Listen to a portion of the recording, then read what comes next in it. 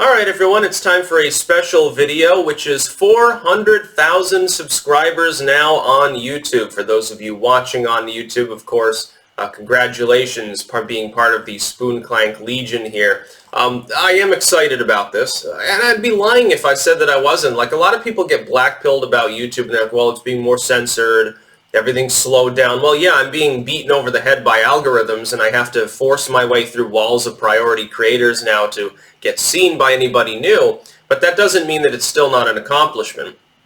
It doesn't mean that it's not a viable site. I mean, there's a reason I'm still making content on YouTube.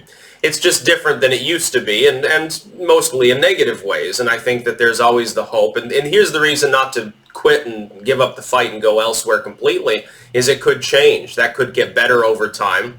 It could be that it is no longer profitable to be censorious and bury, 99% of your creators on site behind TV, essentially. I hope that that happens sooner rather than later.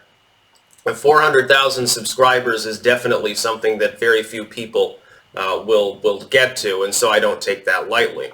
I think it's wonderful because it gives me an opportunity to inform people and entertain people, and that's why I've been here the entire time. Initially, when I arrived on YouTube, I was entertaining myself. It was just something funny. It was back in the mid-2000s. It was, hey, if I hook up this webcam, I can put this on the internet. Ha ha ha, isn't that funny? People are watching me like I'm on TV. Now it basically has replaced TV, now many years later, and I'm glad that I got in when I did.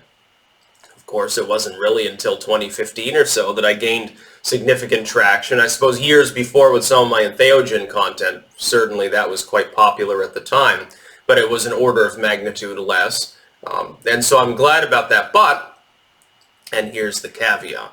Well, I'm very, very happy to have hit 400,000 subscribers on YouTube, and while it helps promulgate my literature, and it feels good, and it's quite fun, and it's like, oh, I've gone past the 100K mark 4 times. Where are the 3 other play buttons? I wish. That'd be funny. It'd be funny to take all the silver play buttons and use them as soundproofing, like layer your wall with them. Like, can you imagine PewDiePie would build a house just entirely out of play buttons at that point? And he probably could.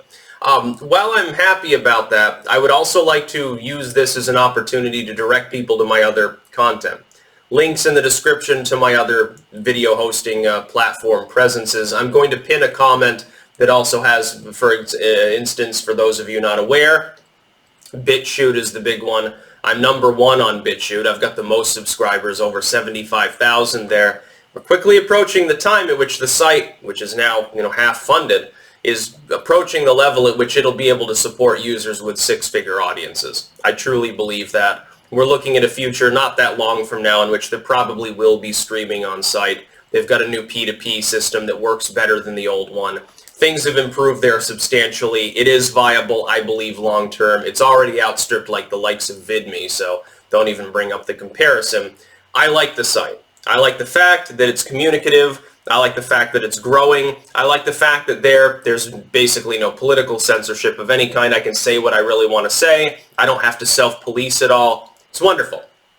I'm on Library. Also will be a link there. Library as well. It's been around for a while. It's shown its viability. It is a growing site. The learning curve's a little bit higher there because it's like, crypto and blockchain and things. I don't pretend to fully understand everything about the ins and outs of the sites, but Tim Pool's been there for a while, Molnu and some of these others. I've decided to join their ranks. I think I'm approaching 3,000 subscribers there, and I've only been there for a short time. As well, Brighteon. I think I've got more than 800 people subscribing to me there. Brighteon is basically a speck of dust on the vlogging landscape, but it has begun to grow again. Again, these sites have started to grow because YouTube has decided to screw its audience over. And so the seed of alt tech has been sown by the mainline tech firms fucking up, essentially. And now Brighteon as well is growing. It's got incredible loading times, by the way. I think it's still manual checking for all uploads, which I think that they should probably gravitate away from, especially for larger users, because it doesn't make any sense fiscally. But other than that, the site's pretty... And then I'm also on Dailymotion. There will be a link to that as well. Dailymotion's, I think, slightly older than YouTube, and it isn't even alt tech, but it's funny because a site based in France censors political content less than a US-based site because there's less pressure on it. I'm one of the top creators on Dailymotion. I'm number 7 in the entire world within my category on this site. And this is not an insignificant site. It's one of the 100 biggest websites in the world. I keep that in mind as well. So while I'm very, very happy to have hit 400,000 subscribers on YouTube, it is a substantial thing. I think it's a great time for Clankdom, and we should give 400,000 clanks in celebration. While I'm happy about that, again, every marker that I hit on YouTube, at some point soon I'll be hitting a quarter billion views on YouTube. It'll just, at that point, be an opportunity to push the brand elsewhere, though, because I'm being so throttled by the site. I still enjoy it. I still use it. I'm still competitive on it. I'm still happy to be here on YouTube. But I'm also happy to be elsewhere, and I'm arguably more competitive on other sites where I'm not being buried and abused and mistreated because I choose to talk about news and current events that YouTube has decided it wants to present a sanitized view of by pushing a bunch of Netflix special style content, late night host bullshit, and a bunch of what you see on TV like CNN and Fox News. If you go to my videos, half the time, the recommended videos, half of them will be from Fox News. They're literally pushing one of my competitors, because that is who we're competing with when we're doing news and political style content.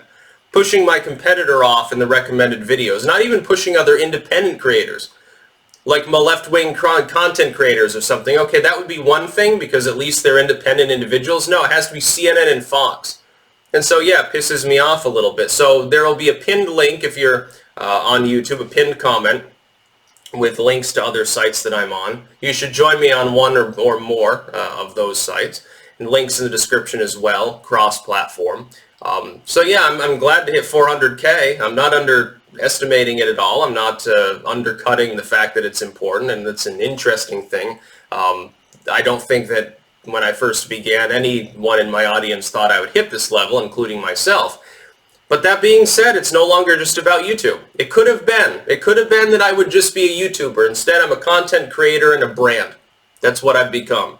Partially because these mainline sites just couldn't help themselves from thinking, if we just nudge the conversation a little bit of censorship, it's sort of like being attracted by the Ring of Sauron, like the Ring of Power sort of thing. Oh, I just use it a little bit.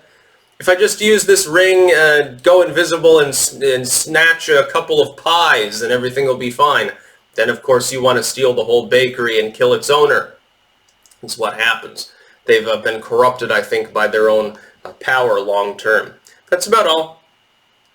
Peace out.